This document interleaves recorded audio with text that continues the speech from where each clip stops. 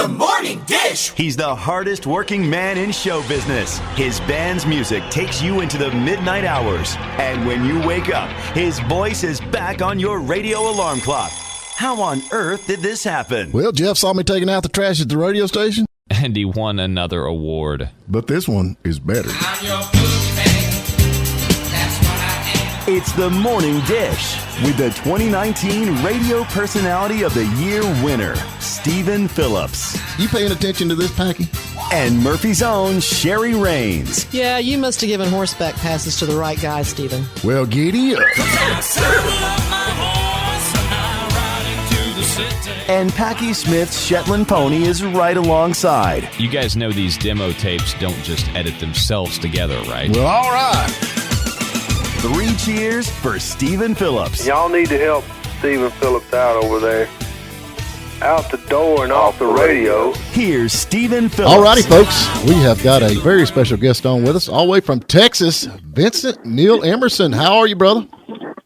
I'm doing pretty good. How are you doing, brother? I'm doing good. You know, I kind of dug up on your music a little bit, and you have got, I guess you call it country music, but, I mean, you know, it kind of gives me the feel of, I'm a big Billy Joe Schaefer fan. It kind of gives me that feel a little bit.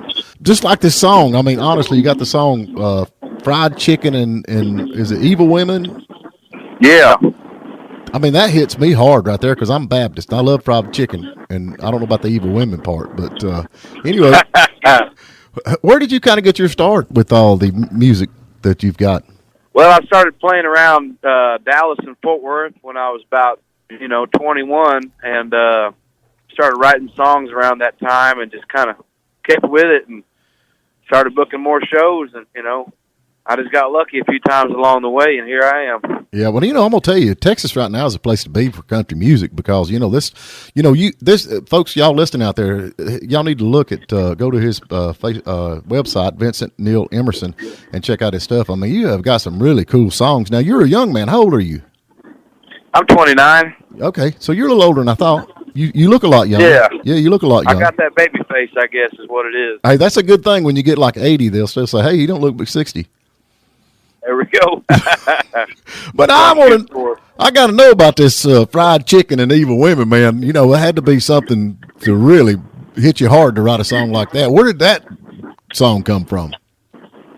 Well, I just, I was sitting around one day and I just thought about, everything that's good for you is bad for you, right? Yep. So I figured what's the two worst things that were getting me at the time was fried chicken and Evil Women. Yeah. So, it sounded catchy, so I decided to write a song about it. Hey, it's a cool little tune, man, but you've got a lot of good songs. Now, you've got a new album. Is it released yet that you actually worked with Rodney Crowell? Yeah, that record came out. It's available for the world to purchase and listen to. What's the name of the album? It's self-titled. It's Vincent Neil Emerson.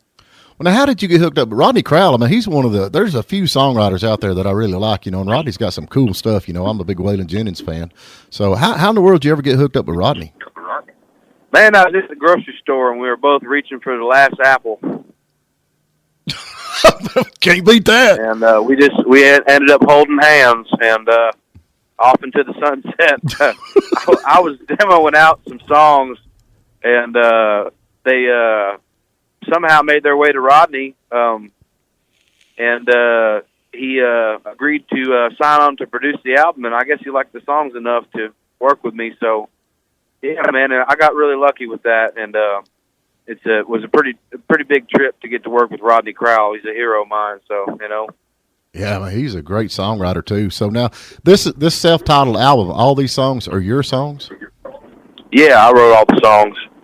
Well, that's cool. That's cool. So I like singer-songwriters. A lot of stuff in Nashville right now is that I call it pop country or hip-hop country. I don't know what you want to do with it, but your music. Where do you get your influence on your music? Because it's like I said, it's more kind of down to earth and stuff that you can kind of live by. Yeah, I've always been a big fan of John Prine, and Townes Van Zandt, and Rodney Crowell, and Steve Earle, and Blaze Foley, the Guy Clark too. Just a lot of the great Texas singer-songwriters and the occasional Chicagoan. Right. But like golly, I mean, all these people that you're naming, it's and you being 29 years old. Of course, I'm a lot older than you. A lot of people don't like John Prine. I mentioned John Prine, and they're like, I really don't know John Prine. I'm like, well, you do. You've heard his songs, but you don't know who he is. So how did you get turned on to that type of music so young? I think I just spent a lot of time alone, and when I was growing up, and I just kind of got nerdy about music at some point, and kind of delved down into the rabbit hole of like Bob Dylan stuff, because that's appealing to a young person, I guess, to see a picture of Bob Dylan and say, oh, that guy looks interesting, and then listen to his music, and and that led me down into folk music, which eventually you go down that rabbit hole, and you'll find a lot of great country music, and I came back up and found Townes Van Zandt and John Prine and Guy Clark, and it just kind of, that stuff really spoke to me. Right. Well, now Guy Clark is he is a legend, and he should have got more publicity or more fame than what he really did, because he is definitely a songwriter. Did you ever get to work with any of these guys? No, I played a couple shows with Billy Joe Shaver, and I actually became buddies with him before he passed away, and the years before. And but Rodney Crowell is the only guy that I've worked with from that scene. I mean, that'd have to be Billy Joe Shaver is one of my heroes. I'm gonna tell you right now. I've been to several of his shows and talked to him a few times, but I never became friends. But that had to be a great experience. Yeah, he was a good dude. He would text me every once in a while, and he's just a funny old guy with a lot of knowledge, Miss him. Yeah, he wrote some cool stuff. Yep, cool stuff. Yeah. So now how's your tour going? I mean, everybody that's out on the road and trying to make it in the music business right now is fighting the COVID thing, man. How's that work for you? It's going all right so far, I'm not playing super big shows, so it's a little easier. But guys like my friend Colter have had to cancel shows, just health concerns with COVID and everything, and then the mask mandates with certain cities.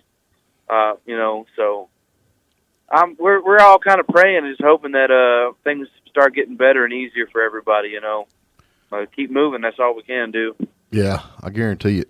I'm with you on that. I don't know, man. Like your music is, and I keep talking about that because I want everybody to kind of go check you out and see, because, I actually got a little old hillbilly band. We play a little bit, and but I love your style, and I guess you would call it country or Texas country, or what? Where would you put you as far? I mean, it's hard to put somebody in a hole, but that's what everybody wants to do. They're like, okay, this is country, this is rock, and this, that, and other. Where would you think your music falls in at?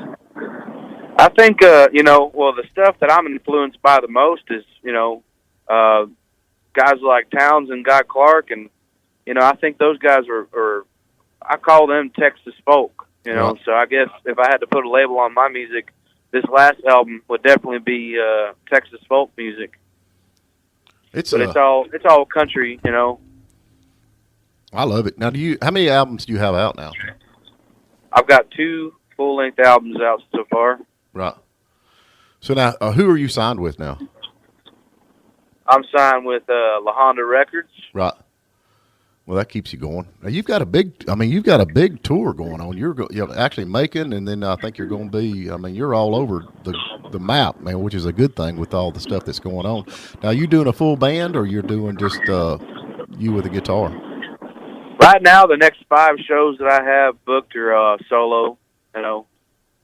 Solo acoustic, but we've got some full band dates in the works, and I think I'm playing Austin City Limits Festival down in Austin, Texas, pretty soon. Well, that's a big deal, man. That's a big deal. Yep, it's a lot of work. Yeah. Yep, it's a lot of work. So now, how long have you been doing this professionally? Since I was about 21, I guess. Wow. Yep. I say you're gonna be in Johnson City, Tennessee. That ain't too far from here.